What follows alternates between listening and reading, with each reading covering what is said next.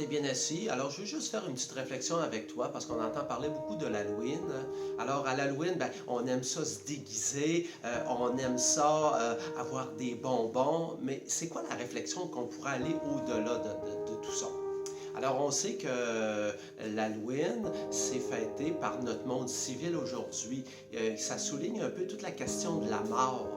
Mais dans le catholicisme, dans le christianisme, on en parlait déjà de ce sujet-là, de la mort. Mais comment ça se fait qu'on revient avec ce sujet-là? Parce que dans le christianisme, on parlait justement de la Toussaint et de la fête des fidèles défunts. La Toussaint qui est le 1er novembre, la fête des fidèles défunts qui est le 2 novembre. Mais comment ça se fait qu'on est rendu là? Alors, on va faire une petite réflexion ensemble.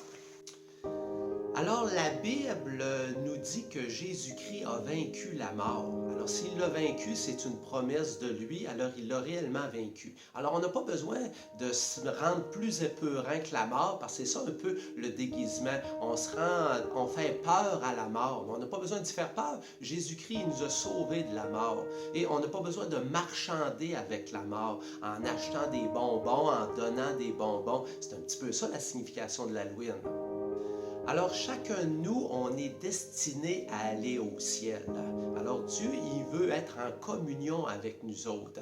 Alors, c'est ça l'au-delà, l'invisible. Parce que nous, les chrétiens et chrétiennes, on croit en la vie sur terre, mais on croit dans la vie de l'au-delà. Alors, il y a trois choix possibles. On va directement au ciel, on va au purgatoire, qui est un temps de ménage qu'on fait à l'intérieur de nous, parce qu'on ne se sent pas encore tout à fait prêt. Puis on dit un temps, mais dans le monde de Dieu, le temps n'existe pas. Et il y a l'autre qu'on n'aime pas entendre parler aujourd'hui, mais ça existe vraiment et ça fait partie de la profession de l'Église, l'enfer. Alors, qu'est-ce que c'est l'enfer? L'enfer, c'est dû à notre liberté personnelle. On a choisi de ne pas être avec Dieu. C'est un peu embêtant, on a de la misère à croire ça, qu'il y a des gens qui voudraient choisir de ne pas être avec Dieu, mais parce que Dieu nous a créés libres, ça peut exister justement. Alors, dans le catholicisme, on nous dit que ça peut être très rare que l'esprit des morts revienne sur Terre. Parce qu'il y a comme un mur infranchissable, si on veut d'une certaine manière, entre le monde des vivants qui est sur Terre et le monde des morts qui est le monde de l'au-delà. Mais ça peut arriver quelquefois. Il y a des gens qui vont aller voir des médiums qui vont faire du channeling pour rentrer en communication avec les morts. C'est strictement interdit dans le christianisme.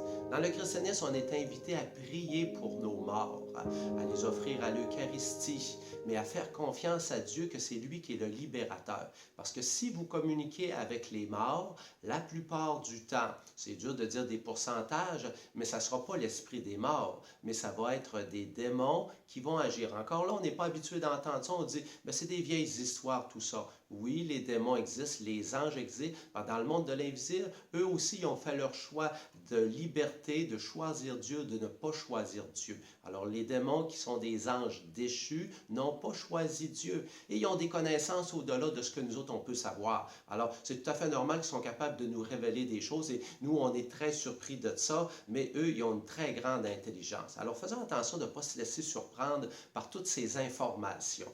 Alors, Jésus-Christ, c'est notre maître, c'est lui qui est le maître de la vie et de la mort, c'est-à-dire qu'il est au-dessus de tout. Alors, on lui fait confiance, on se remet en lui, et je voudrais te rappeler des paroles. On pourra en citer beaucoup des paroles de la Bible.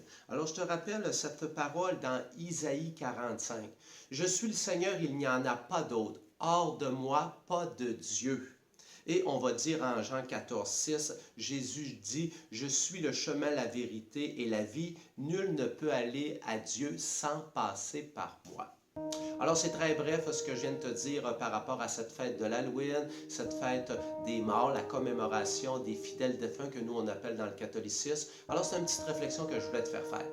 Alors, je demande au Seigneur de te bénir au nom du Père, du Fils et du Saint-Esprit. Amen. Salut!